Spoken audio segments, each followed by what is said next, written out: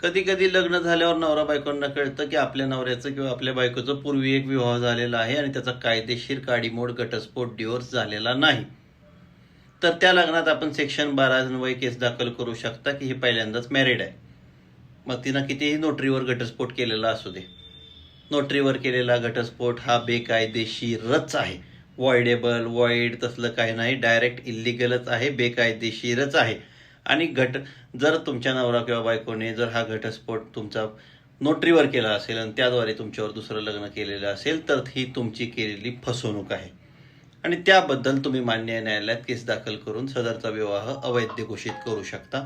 Plus त्यामध्ये मान्य न्यायालयाला विनंती देखील करू शकता की तिच्या पोटगी अर्जावर तोपर्यंत निकाल देऊ नये जोपर्यंत ती तिचा घटस्फोट देत नाही, घटस्फोट दाखवत नाही, घटस्फोट कोर्टात जमा करत नाही.